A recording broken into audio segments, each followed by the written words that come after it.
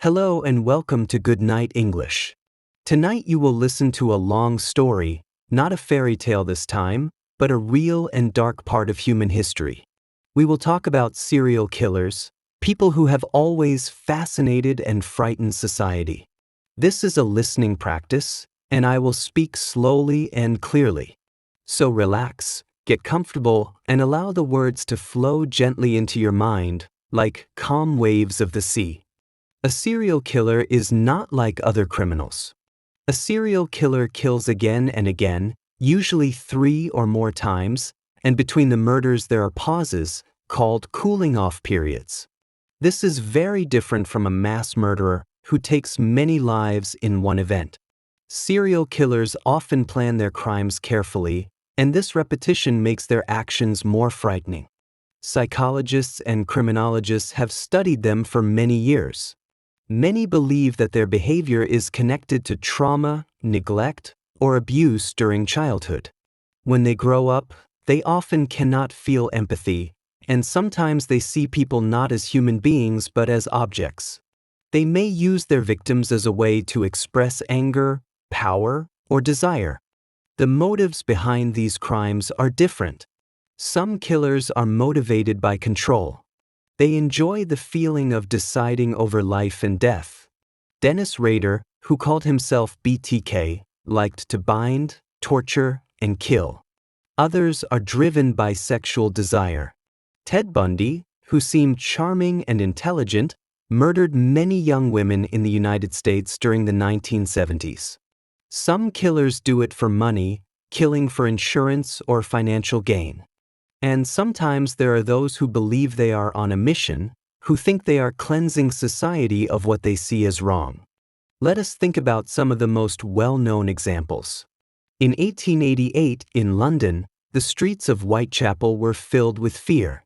A man known as Jack the Ripper killed several women and was never caught. Until today, nobody knows his true identity. Almost 100 years later, in America, Ted Bundy shocked the nation. He was handsome, he studied law, he spoke well, and yet behind his smile there was a cold and brutal murderer. Even after his arrest, many could not believe what he had done. Then there was Jeffrey Dahmer, remembered as the Milwaukee cannibal, who killed and dismembered his victims in the 1980s and 1990s. His crimes were so disturbing that people still struggle to understand how they were possible. These killers do not represent the majority of criminals. In fact, they are very rare.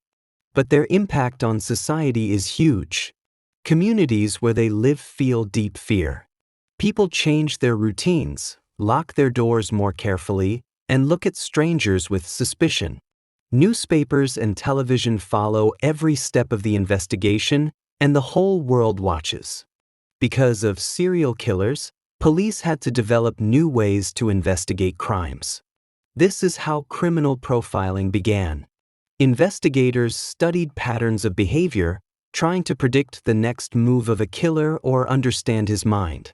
Forensic science also advanced, with DNA, fingerprints, and other forms of evidence helping police connect murders that at first seemed separate. Even though serial killers are few, their stories raise big questions about human nature. How can someone take another person's life again and again, and still go home, eat dinner, and smile to neighbors? How does the mind of such a person work? Are they born this way, or shaped by their experiences? There is no simple answer, but the mystery keeps our attention. Imagine, for a moment, the people who lived in London during the time of Jack the Ripper. They walked narrow streets at night, wondering if the shadow behind them was just another poor worker or the man who had already killed women before. Imagine the young women in the 1970s in America who saw Ted Bundy and thought he looked kind, not knowing that he was planning something terrible. These images remain with us because they touch our fears about trust, safety, and the unknown sides of people around us. When we talk about serial killers, it is easy to feel only horror. But there is another way to think about it. By studying them, scientists and police also learn how to protect society better. Every case teaches lessons about how to recognize patterns of violence, how to prevent future crimes, and how to care for communities that suffer.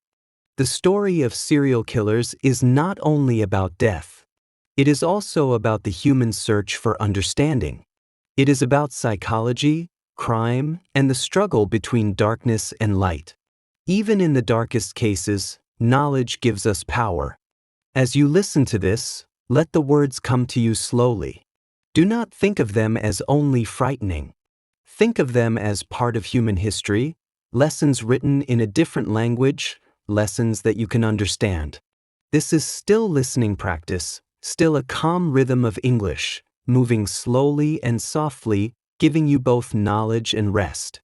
And now, as the story begins to close, take a deep breath. The images of fear and mystery can stay behind. What remains is your progress in English, your ability to listen, and the calm flow of words. You have practiced for many minutes, and now it is time to let your body relax.